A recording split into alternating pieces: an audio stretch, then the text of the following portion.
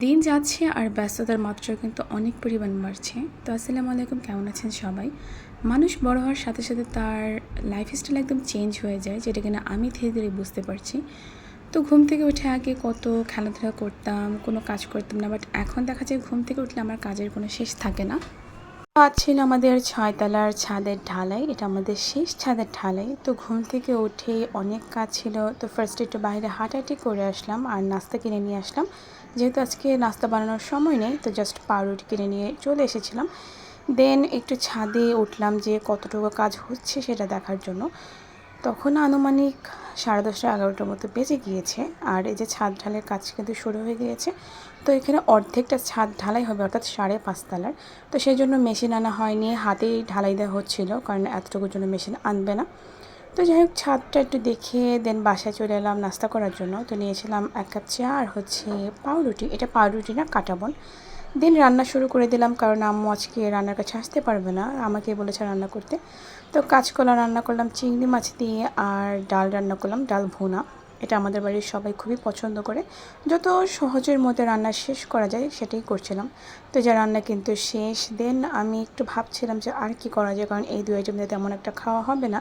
দেন ভাবতে ভাবতে চলে গেলাম ফ্রিজের কাছে, যে দেখি ফ্রিজে কী আছে। দেন সব কিছু খুঁজে জাস্ট ডিমটাই পেলাম, আর কিছুই পেলাম না, কারণ আম্মু বাজারে যাওয়ার সময় পাইনি।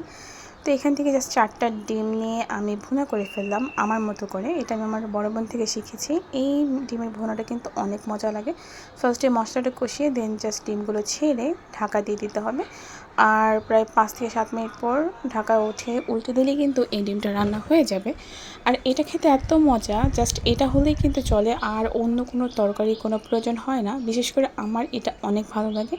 তো সেই জন্য আমি কিন্তু আমার জন্য 2টো রান্না করেছি, আর আব্বু আম্মুর জন্য 1টা করে। কারণ এটা আমি যতই খাই না কেন আমার জাস্ট মুখে লেগেই থাকে। আর আমার সবচেয়ে বেশি ভালো লাগে আমার বোনের হাতের এই ডিম রান্নাটা। তো রান্নার মাঝে হঠাৎ করে কলিং বেল বেজে উঠলো। দরজা খুলেই দেখি আমার কাজিন এসেছে আমার জন্য ভেলপুরি নিয়ে, কারণ সে জানে আমার ভেলপুরি অনেক পছন্দ। তো ভেলপুরিটা চটপট খেয়ে ফেললাম। দেন আবার একটু ছাদে উঠলাম কাজ কতটুকু হলো একটু দেখার জন্য, যেহেতু আম্মু ছাদেই ছিল। তো এই হচ্ছে কাজের অবস্থা, খুবই বেহাল অবস্থা। অ্যারাউন্ড 15 থেকে 20 জন মানুষ ছিল, ছাদে কিছু আর নিচে কিছু। তো এই কাজটা কিন্তু অনেক সময় লেগেছিলো, রাতের 1টা বেজে গিয়েছিলো। মানে তারা বুঝতে পারেনি যে এই অর্ধেকটা ছাদ করতে এতটা সময় লাগবে, বুঝতে হয়তো মেশিন নিয়ে আসতো। একজন মিস্ত্রির অবস্থা এত খারাপ হয়েছিল, কারণ সেই সকাল 8টা থেকে শুরু করে রাতের 1টা পর্যন্ত, কম কথা না। তো আমরা মাঝে নাস্তা দিয়েছিলাম, তো তারা এগুলো খেয়ে দেন আবার কাজ করেছিল। তো এইভাবেই কিন্তু সারাটা দিন চলে গিয়েছিল। তো আজকের ভিডিও এ পর্যন্তই, ভালো থাকবেন সবাই, আল্লাহ হাফেজ।